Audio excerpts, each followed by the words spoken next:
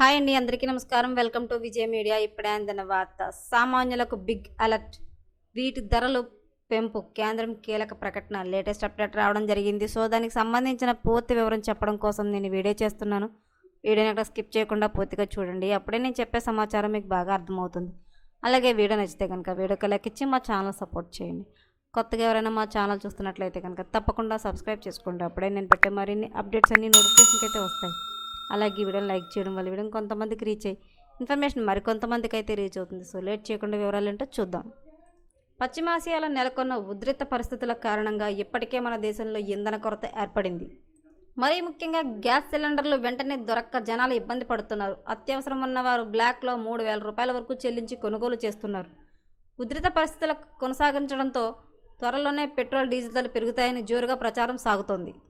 కేంద్ర మంత్రి నిర్మలా సీతారామన్ బుధవారం మీడియాతో మాట్లాడుతూ పశ్చిమాసియాలో నెలకొన్న ఘర్షణల దృష్టిలో ఉంచుకుని ప్రధానమంత్రి నరేంద్ర మోడీ తాజాగా ఒక సమావేశం నిర్వహించారని, అందులో పెట్రోల్, డీజిల్, ఏటీఎంల కొరత ఉండకూడదని సూచించారు. ప్రపంచ పరిస్థితి కారణంగా వాటి ధరలను పెంచకూడదని నిర్ణయించినట్లు ఆమె తెలిపారు.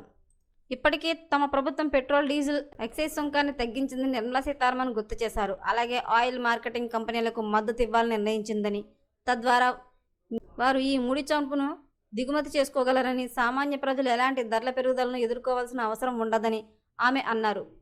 బయట నుండి ముడి సరుకును తెచ్చుకుని భారతదేశంలో శుద్ధి చేసి ఎగుమతి చేసే రిఫైనరీలు ఇకపై అధిక సుంకాన్ని ఎదుర్కోవాల్సి ఉంటుందని ప్రధానమంత్రి మరో నిర్ణయం తీసుకున్నారని ఆర్థిక మంత్రి తెలిపారు.